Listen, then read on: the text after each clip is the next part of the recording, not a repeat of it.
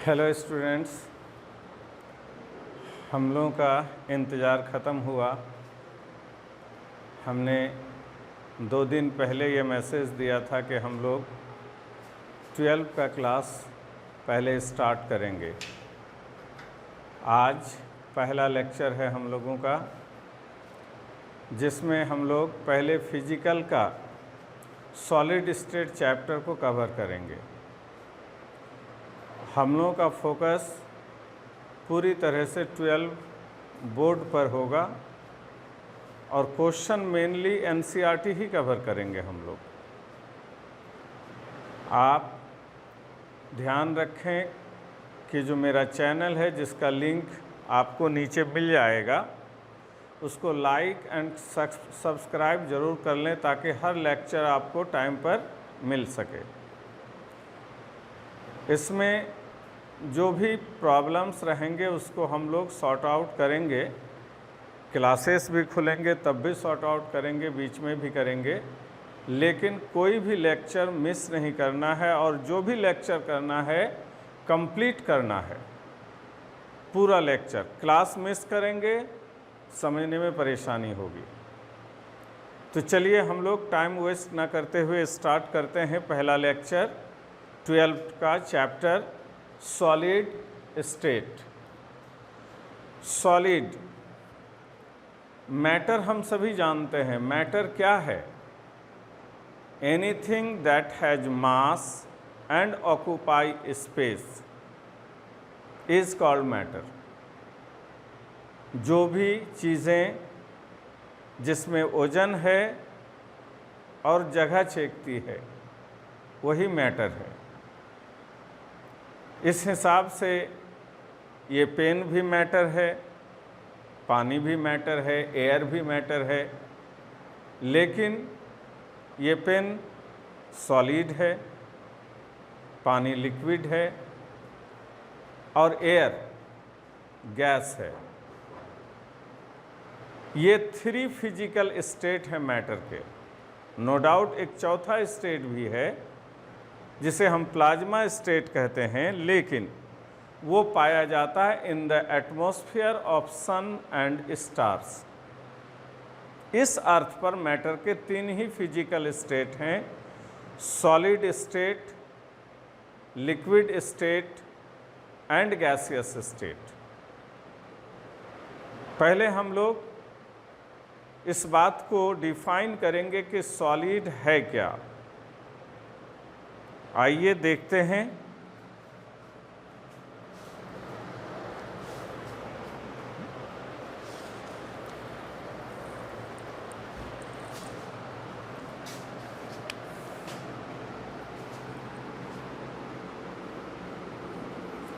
The solid is a state of matter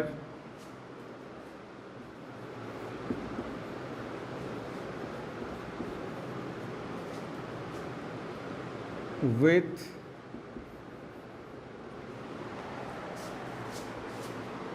fixed shape and volume.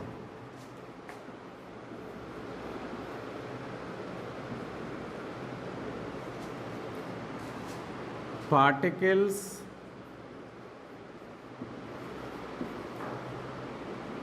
are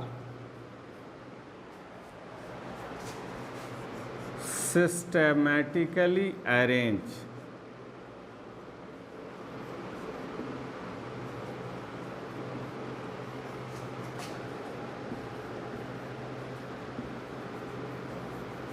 and held by a strong intermolecular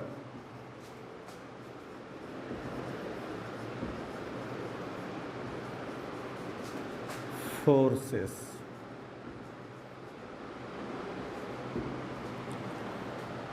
Solid हम लोग solid का जो definition लिखे हैं कि ये मैटर का एक ऐसा स्टेट है जिसका शेप एंड वॉल्यूम फिक्स रहेगा, इसमें पार्टिकल्स का जो अरेंजमेंट होगा वो सिस्टमैटिक होगा और पार्टिकल्स बंधे रहते हैं स्ट्रॉन्ग इंटरमॉलिक्यूलर फोर्सेस से। इस डिफिनेशन में जो पार्टिकल्स की बात कही गई है वो particles it may be atom, may be ion और मॉलिक्यूल।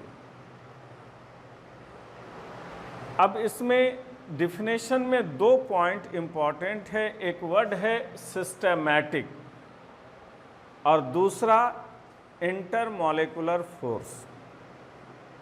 सॉलिड में जो एटम, आयन या मॉलिक्यूल हैं वो एक सिस्टम से, एक रूल से अरेंज होता है, सजाया हुआ होता है और वो पार्टिकल्स आपस में बंधे रहते हैं स्ट्रॉन्ग इंटरमॉलिक्यूलर फोर्सेस से।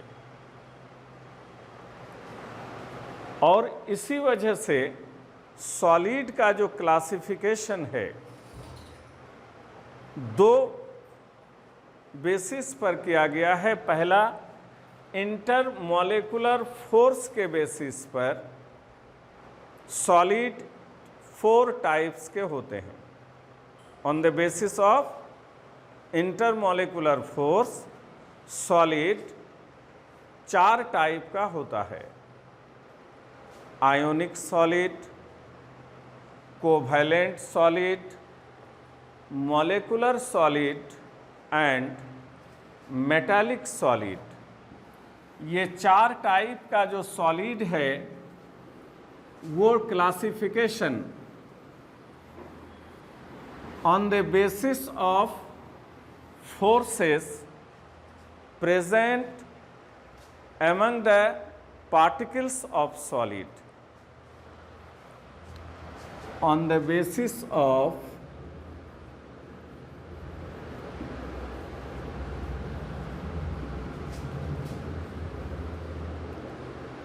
intermolecular forces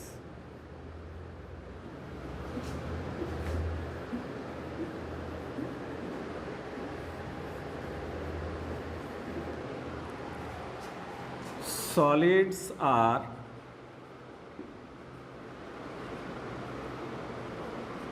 of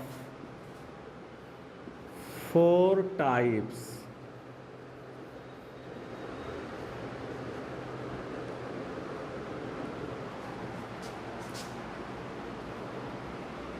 Ionic solid,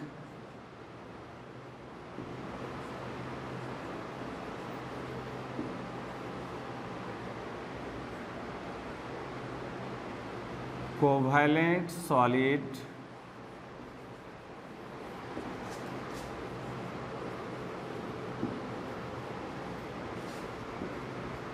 molecular solid,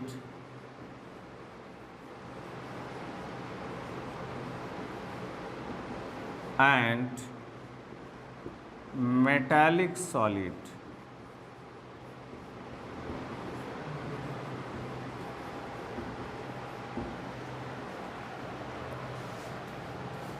ionic solid के example all ionic compounds.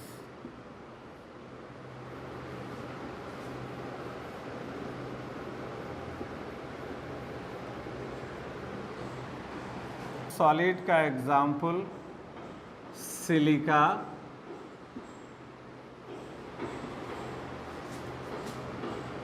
Diamond, silicon carbide जिसको हम लोग कार्बोरंडम भी कहते हैं। मॉलिक्यूलर सॉलिड के example iodine, ice,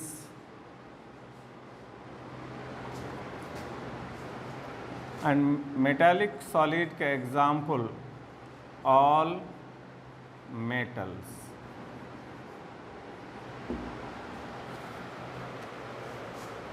ionic solid में जो पार्टिकल्स हैं वो आयंस हैं, केटायंस एंड एनायंस। जैसे NaCl एक आयोनिक सॉलिड है जिसमें पार्टिकल Na+ और Cl- है, जबकि कोवैलेंट सॉलिड का पार्टिकल एटम है और वो एटम बंधा रहता है कोवैलेंट बॉन्ड से। जैसे डायमंड में कार्बन के atom bonded by covalent bond.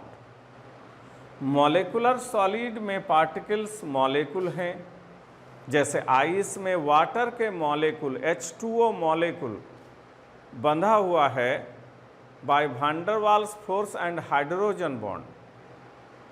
जबकि मेटालिक सॉलिड में पार्टिकल्स मेटल के एटम हैं and they are bonded by metallic bond. ये क्लासिफिकेशन 4 टाइप के सॉलिड का on the basis of intermolecular forces हैं। लेकिन इस चैप्टर में जो मेन फोकस हम लोगों का है उसमें हम लोगों का इंटरेस्ट इस क्लासिफिकेशन पर नहीं है, क्योंकि सॉलिड का क्लासिफिकेशन एक और टाइप से किया गया है और वो है अरेंजमेंट ऑफ पार्टिकल्स। सॉलिड के अंदर जो पार्टिकल्स हैं, एटम, आयन या फिर मॉलिक्यूल, वो किस तरह से अरेंज है, उस अरेंजमेंट के बेसिस पर भी सॉलिड का क्लासिफिकेशन किया गया है। और उस बेसिस पर सॉलिड 2 ही टाइप के होते हैं, amorphous solid and molecular crystalline solid. ये classification on the basis of arrangement of particles. Solid के अंदर जो पार्टिकल्स पाए जाते हैं, एटम या फिर आयन या फिर मॉलिक्यूल, सॉलिड के अंदर इसका अरेंजमेंट कैसा है, इस बेसिस पर सॉलिड के 2 ही टाइप होते हैं। On the basis of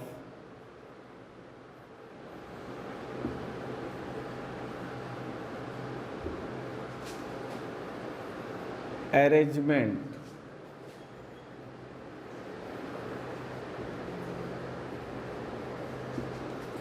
of spheres,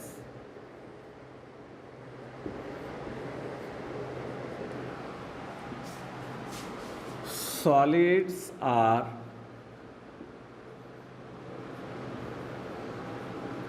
of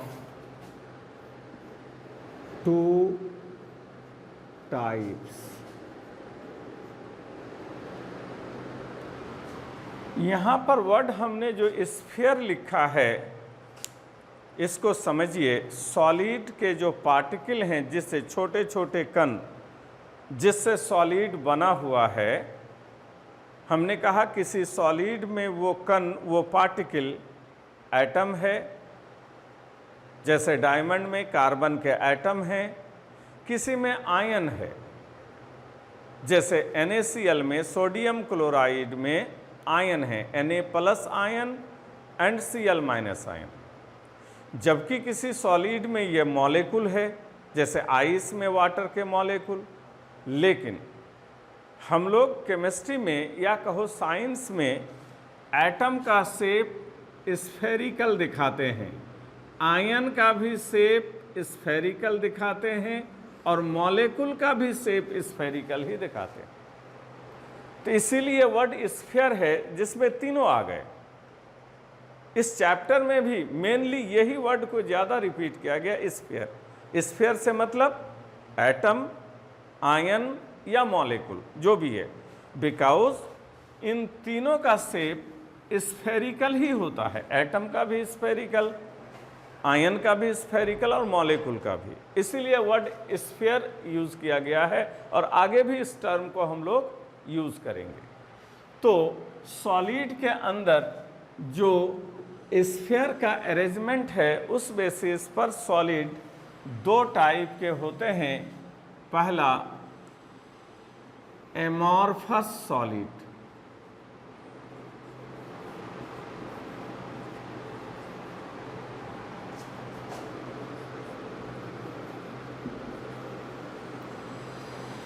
amorphous solid, और दूसरा क्रिस्टलिन सॉलिड है। लेकिन पहले हम एमॉर्फस सॉलिड के कुछ कैरेक्टर, सभी तो नहीं, कुछ कैरेक्टर यहाँ पर हम लोग मेंशन करेंगे। जैसे particle arrangement,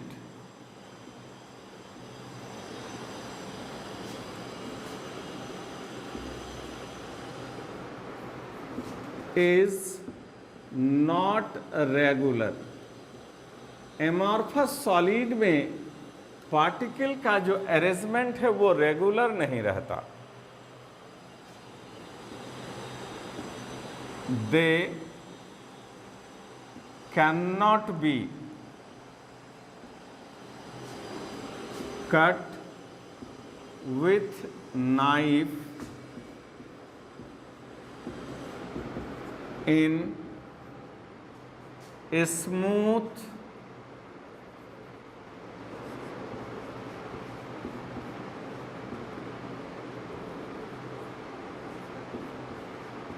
faces।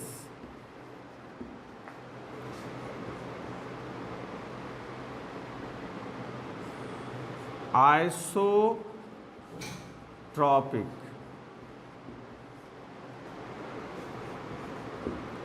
flow slowly,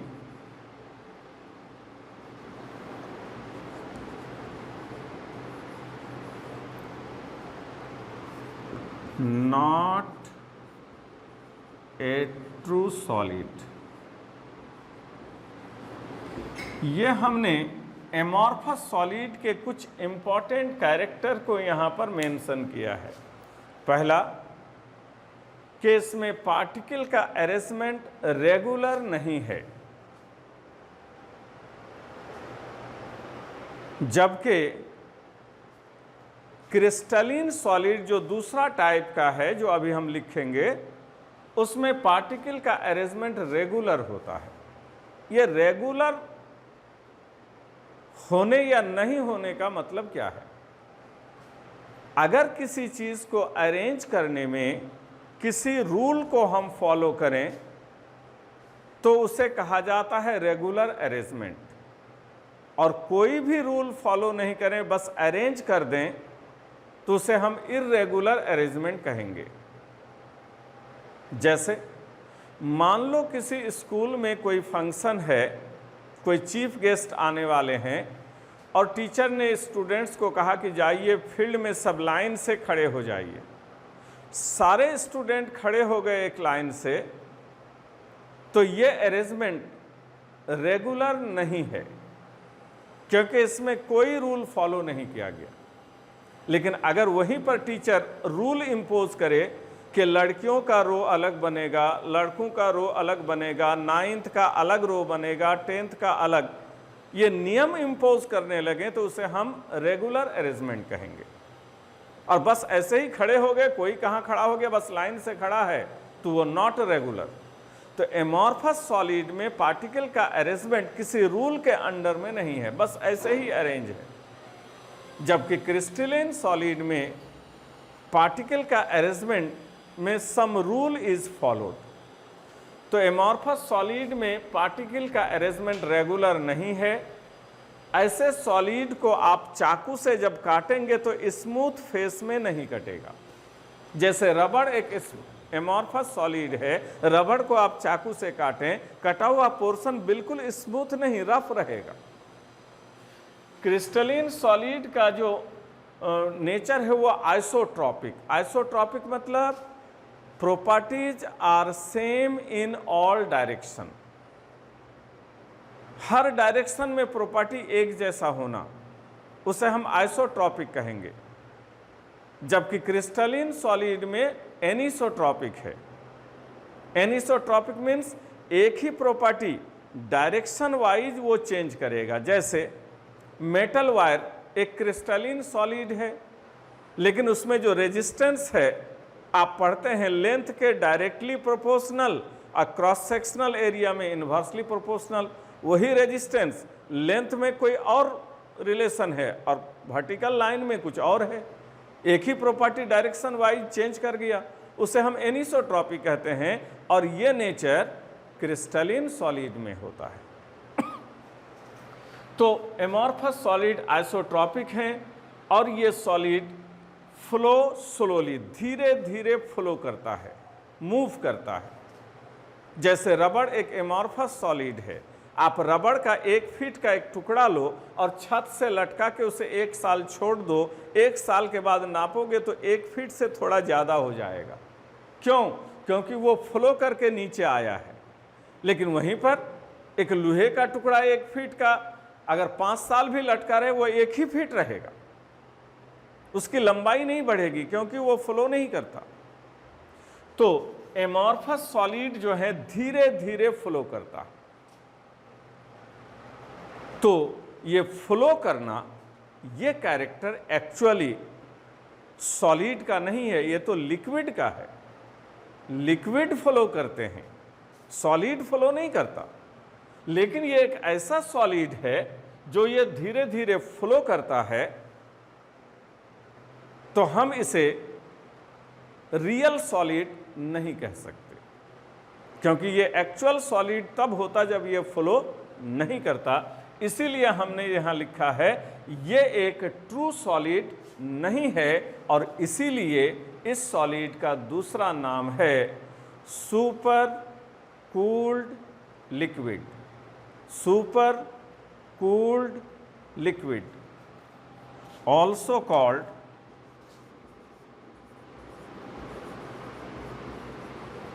super cooled liquid.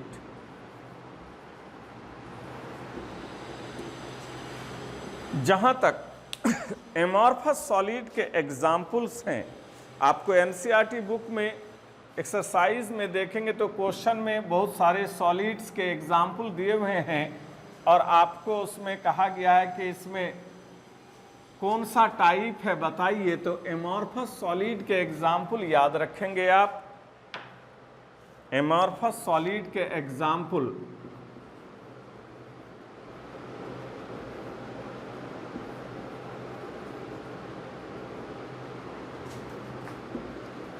Glass, rubber,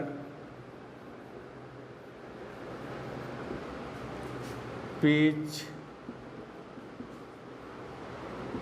plastic.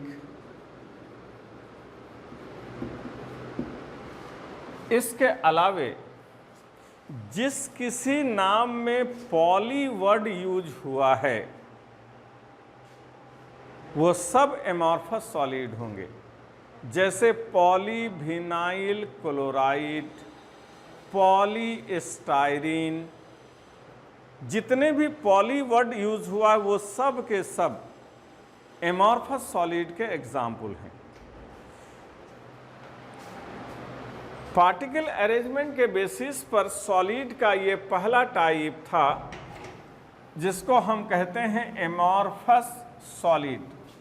लेकिन इसमें हमने देखा कि ये रियल टाइप के सॉलिड नहीं है।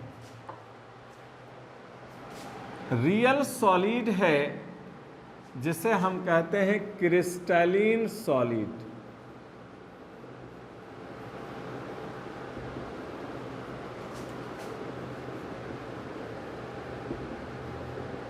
Crystalline solid.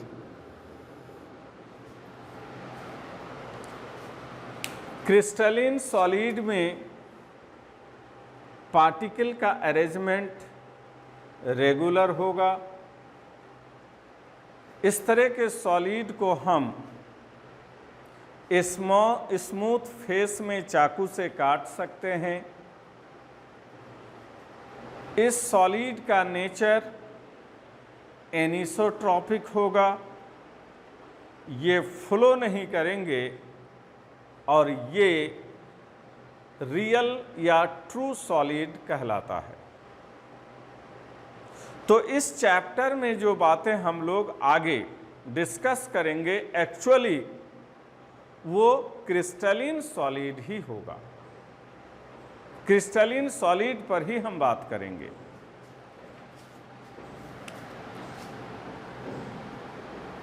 In this type,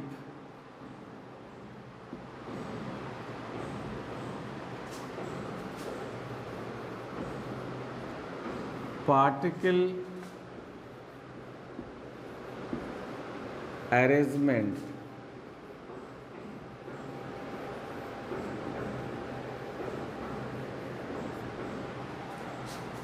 is regular.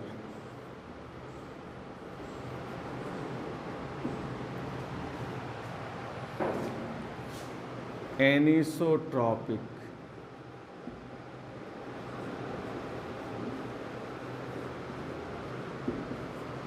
In nature.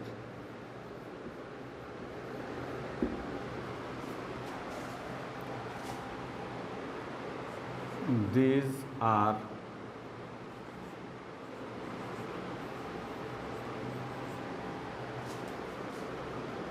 true solids.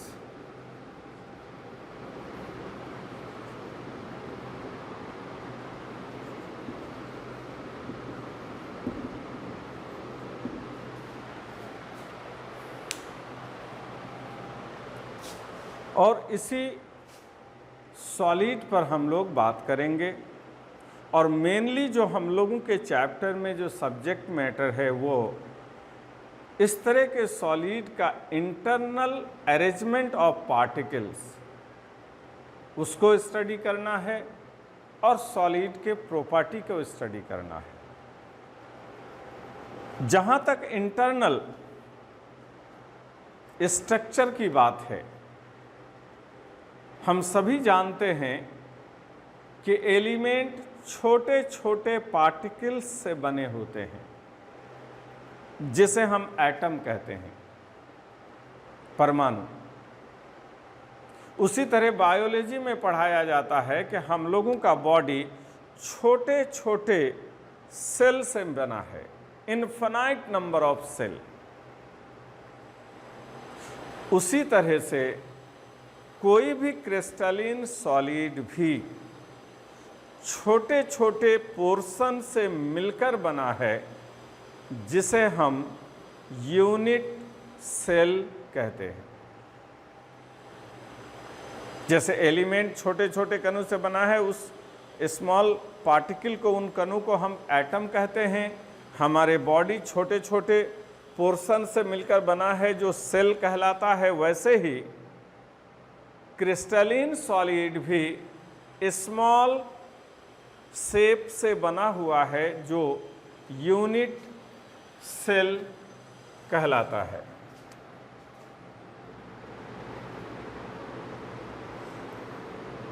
Unit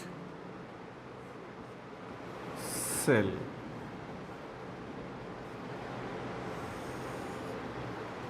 unit cell, the smallest three-dimensional portion, the smallest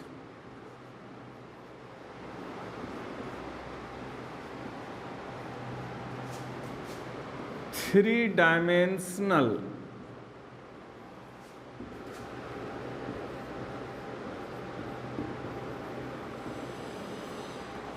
portion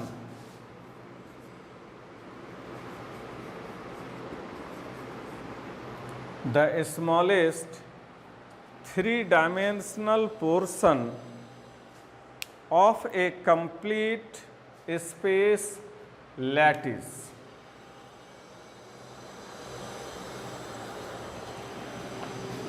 of a complete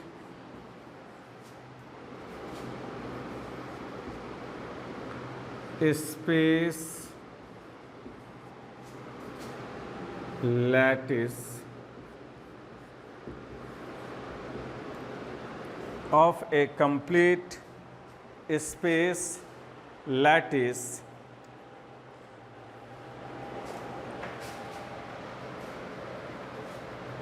which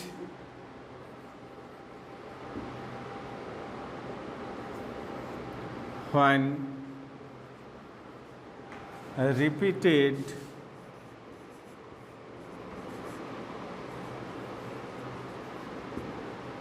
several times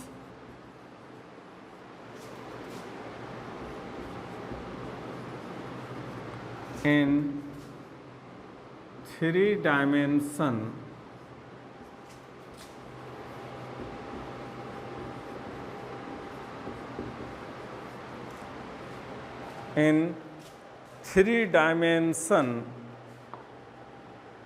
produces the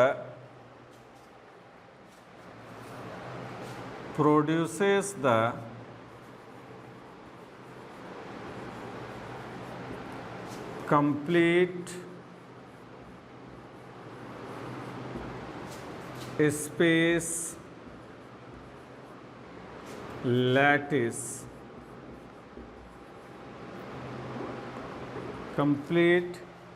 space lattice is called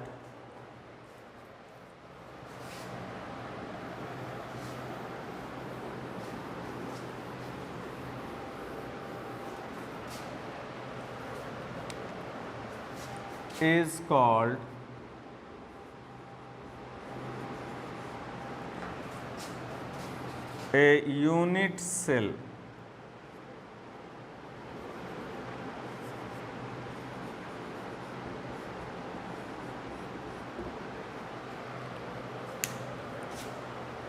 solid 3 dimension होता है, इसमें लंबाई होते हैं, चौड़ाई होता है और ऊंचाई, 3 डायमेंशन। जैसे ये क्लासरूम भी 3 डायमेंशन है, इसमें लंबाई है, चौड़ाई है और ऊंचाई है। तो सॉलिड भी 3 डायमेंशन और उसका हर यूनिट सेल भी 3 डायमेंशन। जैसे मान लो किसी जगह पर बहुत सारा ईंटा को सजा के रखा हुआ है, तो वो जो ईंटा का ढेर है जिसमें हजारों ईंटा सजा के रखा हुआ है, उस ढेर को हम कहेंगे स्पेस लैटिस या स्पेस क्रिस्टल। और उस ढेर में 3 डायमेंशन है, लंबाई भी है, चौड़ाई भी है, ऊंचाई भी है। और उसमें जितना ईंटा है वो हर ईंटा एक यूनिट सेल है। और ईंटा में भी 3 डायमेंशन है, लंबाई, चौड़ाई, ऊंचाई तीनों है। तो वो ढेर हो गया स्पेस लैटिस और उसका हर ईंटा हो गया यूनिट सेल। तो स्पेस लैटिस भी 3 डायमेंशन और उसका यूनिट सेल भी 3 डायमेंशन। और वो ईंटा को हम बहुत सारे ईंटा को जब तीनों डायरेक्शन में सजाते गए तो वो ढेर बना है। तो इसी को हम लिखे हैं वो ईंटा यूनिट सेल। उसी को हमने लिखा है कि वो सबसे छोटा 3 डायमेंशनल पोर्शन, मतलब वो ईंटा जिसको बार बार चारों तरफ से रिपीट करके रखते रखते एक पूरा ढेर मतलब स्पेस लैटिस बन जाता है, उसी छोटे पोर्शन या उस छोटे ईंटा को हम यूनिट सेल कहते हैं। The smallest 3 dimensional portion of A complete space lattice, पूरा स्पेस लैटिस का वो छोटा सा, सबसे छोटा स्मॉलेस्ट 3 डायमेंशनल पोर्शन, वो पोर्शन जिसको बार बार हर डायरेक्शन में रिपीट करके पूरा वो स्पेस लैटिस या ईंटा का ढेर तैयार होता है, उसी को हम क्या कहते हैं? Unit cell. जैसे एक बड़ी सी बिल्डिंग अगर स्पेस लैटिस है तो उसका हर ईंटा एक यूनिट सेल है और हजारों ईंटा को अरेंज करके वो बिल्डिंग तैयार हुआ। तो सॉलिड के अंदर जितने भी प्रॉपर्टी हैं वो सारा प्रॉपर्टी उसके हर यूनिट सेल में पाया जाता है। जैसे आप डॉक्टर के पास जाते हैं, डॉक्टर कहता है ब्लड टेस्ट करके आइए, तो वहाँ टेस्ट करने जाते हैं तो क्या आपके बॉडी का सारा ब्लड निकाल कर टेस्ट करता है? बिल्कुल नहीं। वो थोड़ा सा ब्लड लेता है और उसको टेस्ट करके बताता है कि क्या उसमें दिक्कत है, क्योंकि उस छोटे से सैंपल ब्लड का उसमें जो भी कैरेक्टर है पूरे ब्लड का कैरेक्टर वही माना जाएगा।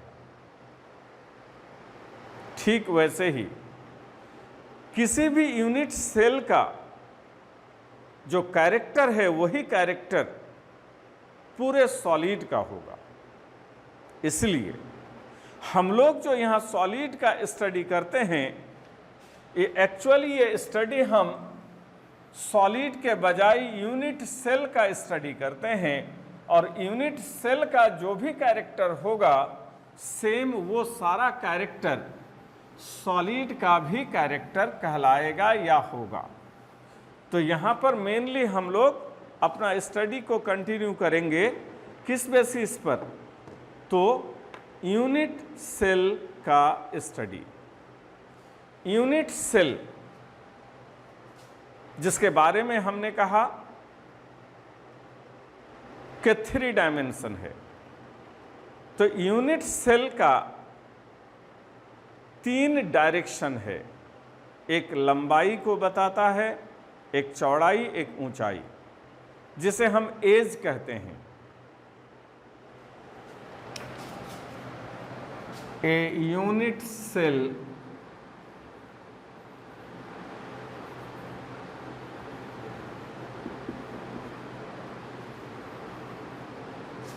has 3 edges.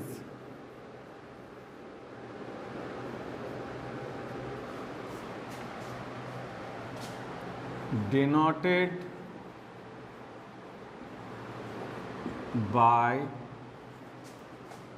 A, B, C। Unit cell के 3 एज हैं, 3 किनारा है। एक साइड को हम ए से दिखाएंगे, जैसे ये यूनिट सेल है, ये अगर ए हुआ, ये बी हुआ, ये सी हुआ। 3 एज को ए बी सी से दिखाया जाएगा। And 3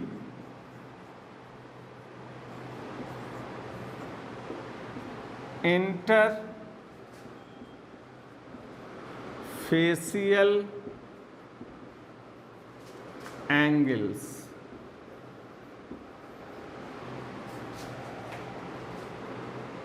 alpha, beta and gamma.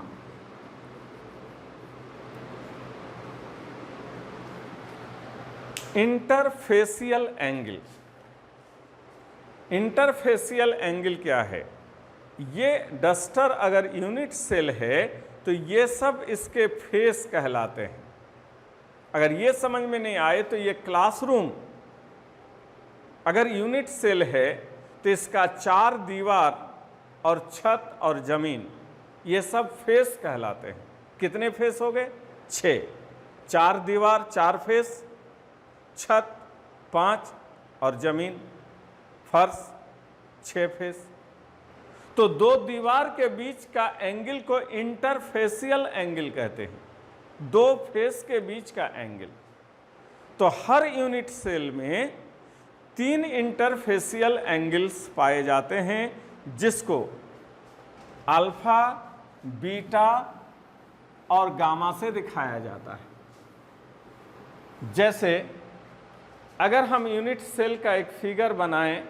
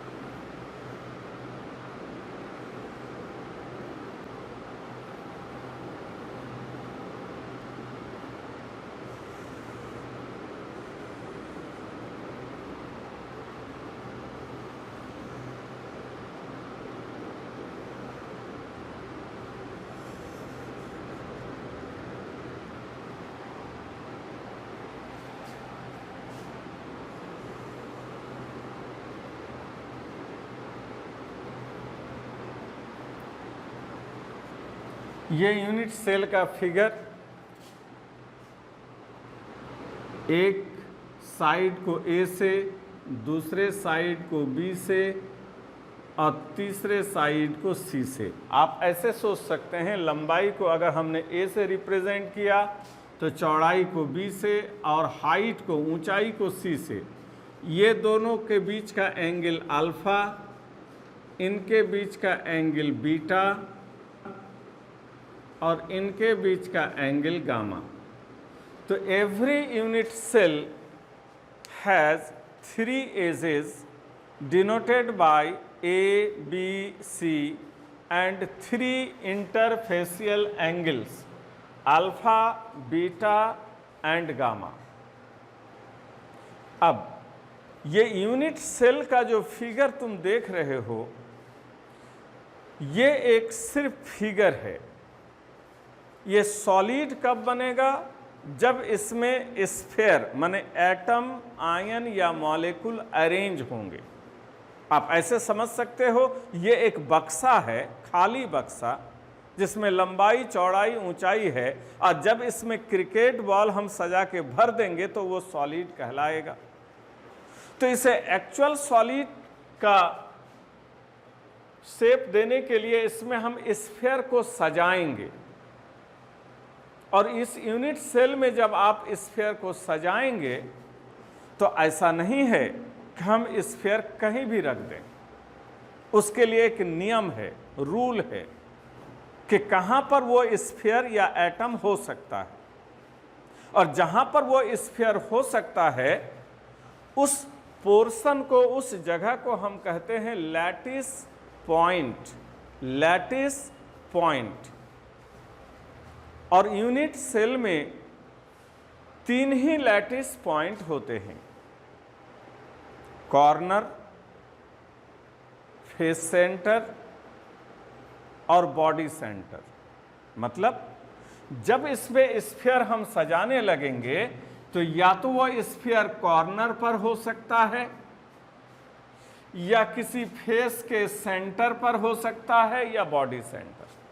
Question पूछता है कि सॉलिड में कितने लैटिस पॉइंट है? आंसर है 3। क्या क्या? Corner, face centre and body centre.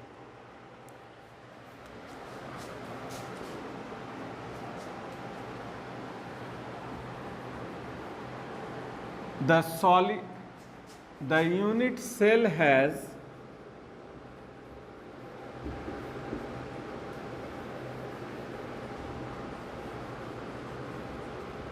3 lattice points.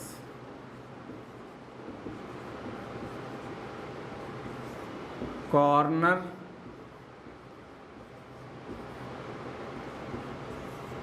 Face centre,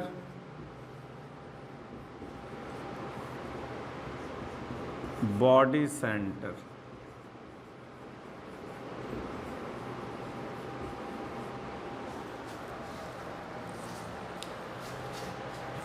तीन लैटिस पॉइंट हैं, कॉर्नर, फेस सेंटर और बॉडी सेंटर।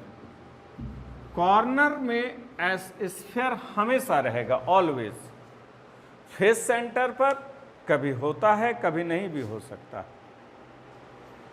लेकिन कॉर्नर पर स्फीयर हमेशा रहेगा। अब यहां पर देखिए, हमने कहा यूनिट सेल एक बक्सा है। इसमें हमने 3 एज बताया, ए, बी, सी, 3 एंगल अल्फा, बीटा, गामा। ये जो 3 एज ए बी सी है और 3 एंगल अल्फा, बीटा, गामा है, इसके बेसिस पर यूनिट सेल 7 टाइप्स के होते हैं, 7 टाइप का। या ऐसे कहो कि अगर यूनिट सेल बक्सा है तो बक्से के दुकान में 7 मॉडल के 7 अलग अलग शेप के बक्से अवेलेबल हैं। जितने भी टाइप के सॉलिड हैं उनका यूनिट सेल उसी 7 में से किसी एक के जैसा जरूर है। लिखिए,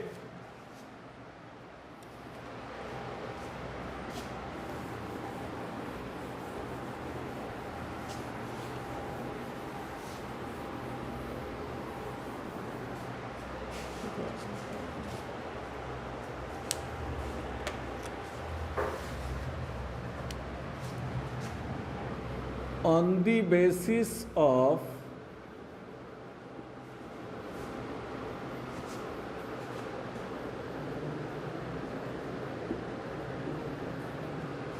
ages,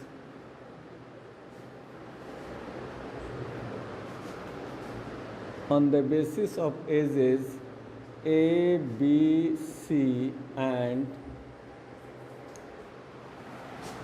angles alpha, beta, gamma unit cells are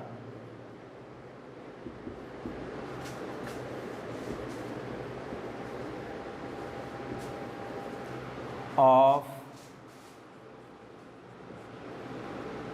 7 types.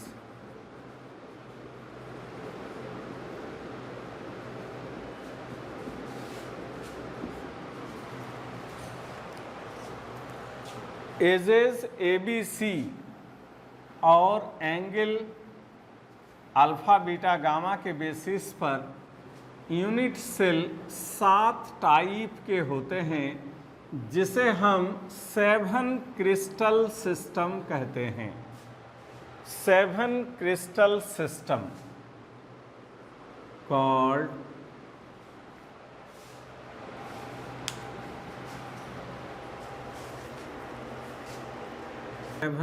Crystal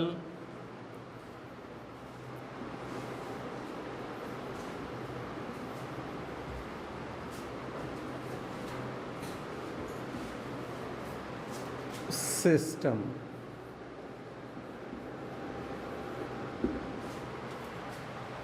edges ABC और एंगल अल्फा बीटा गामा के बेसिस पर यूनिट सेल 7 टाइप के होते हैं। या हमने आपको एग्जाम्पल दिया कि यूनिट सेल को अगर हम बक्सा कंसीडर करें तो बक्से के दुकान में 7 मॉडल के बक्से हैं और वो 7 टाइप के यूनिट सेल का कलेक्शन क्रिस्टल सिस्टम कहलाता है। 7 क्रिस्टल सिस्टम किसी भी बुक में इंक्लूडिंग NCERT ये पूरा लिस्ट मिल जाएगा। इसके अलग अलग टाइप हैं, नाम हैं, जैसे cubic unit cell, tetragonal unit cell, orthorhombic unit cell, monoclinic unit cell, triclinic unit cell, rhombohedral, ये 7 टाइप हैं, जिसमें से हम समझाने के लिए 2 एग्जाम्पल लिखते हैं। जैसे ऐसा यूनिट सेल जिसमें ABC तीनों साइड बराबर हो और इसका तीनों एंगल अल्फा बीटा गामा ये तीनों भी बराबर है और तीनों एंगल 90 डिग्री का है, तो ऐसे ही यूनिट सेल को हम क्यूबिक यूनिट सेल कहेंगे।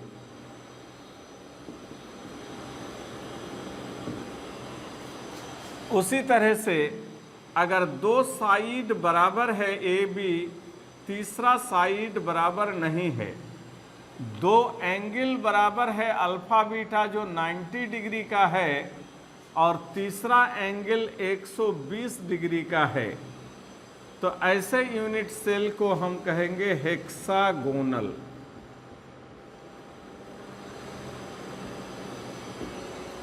इसी तरह से और भी टाइप हैं, टोटल 7 टाइप्स हैं। जैसे तीनों में से कोई भी साइड बराबर नहीं है और तीनों में से कोई भी एंगल भी बराबर नहीं है, तो ऐसे ही यूनिट सेल को हम कहते हैं मोनोक्लिनिक यूनिट सेल। तो 7 टाइप के यूनिट सेल हैं। इनमें से सबसे जो सिंपल और सबसे जो इजी और सबसे ज़्यादा कॉमन यूनिट सेल का नाम है cubic unit cell. Most of the solid में जो यूनिट सेल है वो क्यूबिक यूनिट सेल टाइप ही होता है, इसलिए हम लोग इसी को फोकस करेंगे। लेकिन उससे पहले हम बता दें कि ये जो यूनिट सेल है ये सॉलिड नहीं है, ये एक शेप है। ये सॉलिड कब बनेगा? जब हम इसके अंदर स्फीयर को सजाएंगे। स्फीयर सजाएंगे मतलब कहाँ रखेंगे? तो अभी थोड़ी देर पहले हमने कहा कॉर्नर पर हो सकता है, फेस सेंटर पर हो सकता है, बॉडी सेंटर पर। तो ये 7 टाइप के यूनिट सेल में स्फीयर के सजाने के 14 अलग अलग मेथड हैं। 14 टाइप से हम स्फीयर को सजा सकते हैं। 7 टाइप के बक्से में बॉल्स को हम 14 तरीके से सजा सकते हैं। In 7 types of unit cell, spheres can be arranged in 14 different types, जिसे हम ब्रेविस लैटिसेस कहते हैं, क्योंकि ब्रेविस नाम के साइंटिस्ट ने ही ये बात डिटेक्ट किया था कि 7 क्रिस्टल सिस्टम में स्फीयर को 14 तरीके से सजाया जा सकता है।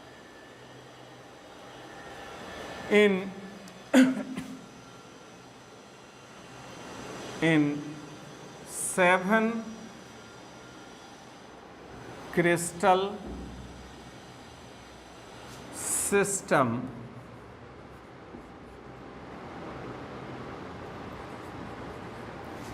spheres can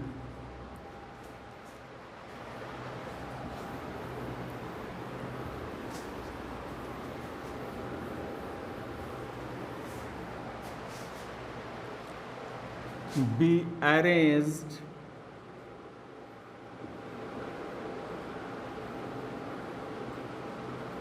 in 14 different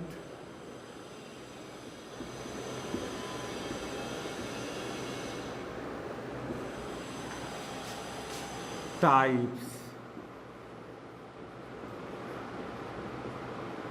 called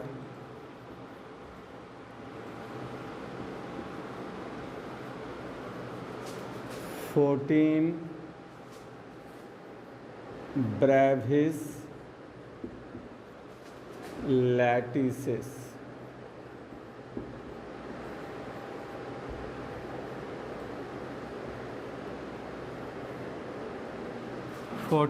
Brevis lattices. तो यहाँ एक चीज़ जो क्वेश्चन में पूछता है हमेशा याद रखना, जब लैटिस पॉइंट कितने हैं पूछे 3 को टिक मारना है, क्रिस्टल सिस्टम कितने हैं पूछे तो 7 को टिक मारना है, ब्रेविस लैटिसेस कितने हैं तो 14। अब हम बात करते हैं उसमें से जो सबसे कॉमन टाइप का यूनिट सेल है जिसका नाम है cubic unit cell. Cubic unit cell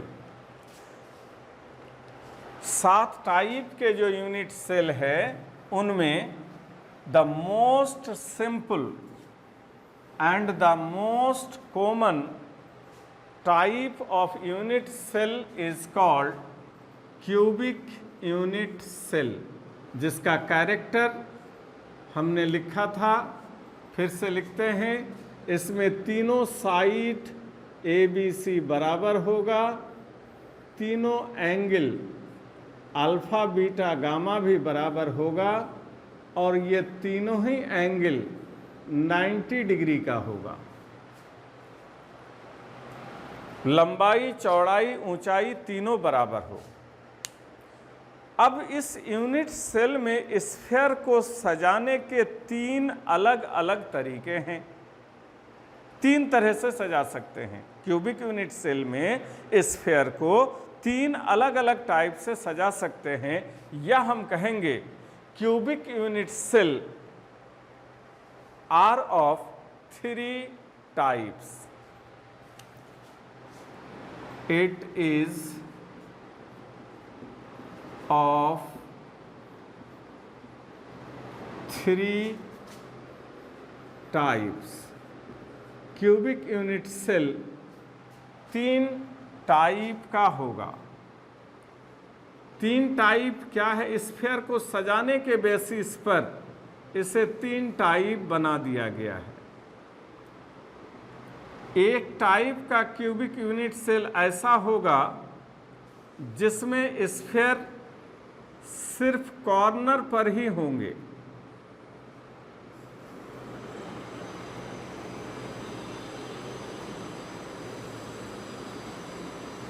corner पर, यहाँ पर, यहाँ पर, यहाँ, यहाँ, यहाँ, यहाँ पर, यहाँ पर, यहाँ पर, ओनली एट कॉर्नर। ना फेस सेंटर पर कोई स्फीयर है, ना ही बॉडी सेंटर। दूसरा टाइप का क्यूबिक यूनिट सेल जिसमें स्फीयर कॉर्नर पर तो होगा ही होगा। कॉर्नर में हम लोग लिखे थे ऑलवेज। कॉर्नर के अलावे स्फीयर फेस सेंटर पर भी होगा।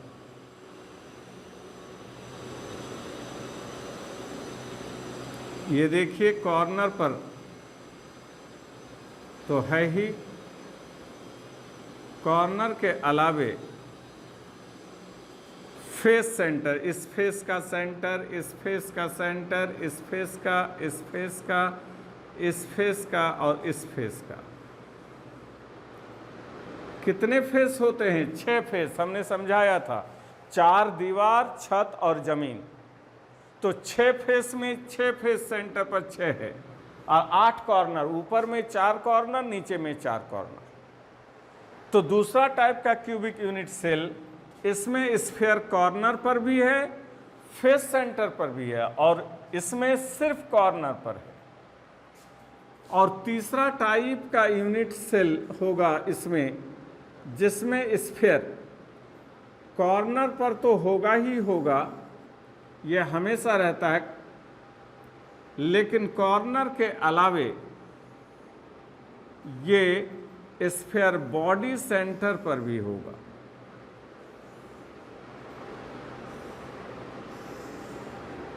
देखिए कॉर्नर पर तो है ही, कॉर्नर के अलावे बॉडी सेंटर पर भी। इसे कहते हैं सिंपल क्यूबिक। इसे कहते हैं फेस सेंटर्ड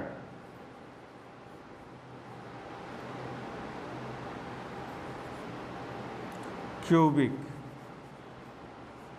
और इसको कहते हैं बॉडी सेंटर्ड क्यूबिक।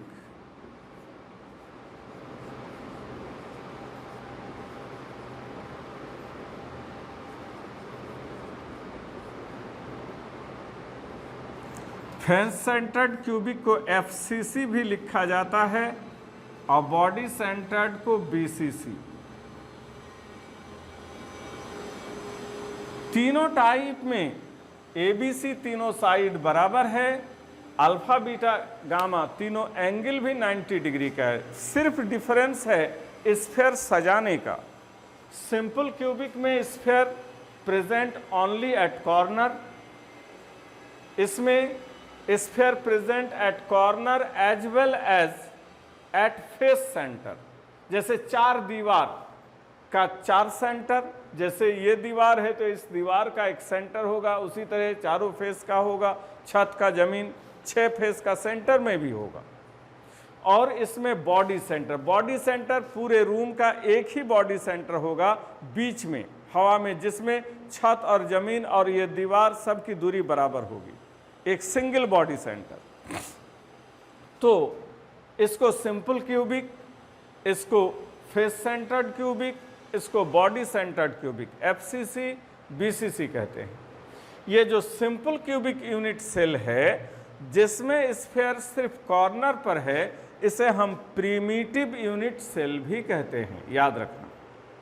वैसे यूनिट सेल जिसमें sphere present only at corner, body centre पर नहीं है, फेस सेंटर पर नहीं है, सिर्फ कॉर्नर पर है, ऐसे ही यूनिट सेल को हम प्रिमिटिव यूनिट सेल भी कहते हैं, प्रिमिटिव यूनिट सेल। तो ये क्यूबिक यूनिट सेल के 3 टाइप हो गए, simple cubic, face centred cubic FCC and body centred cubic BCC। अब यहां पर एक बहुत ही वाइटल पॉइंट है कि ये स्फीयर जो कॉर्नर पर या फेस सेंटर पर है, ये फिगर में जो दिख रहा है रियलिटी ये नहीं। एक्चुअली फिगर में रियलिटी हम लोग ला भी नहीं सकते, क्योंकि हमारे ब्लैक बोर्ड का जो प्लेन है ये 2 डायमेंशन है, लंबाई चौड़ाई है, ऊंचाई नहीं है।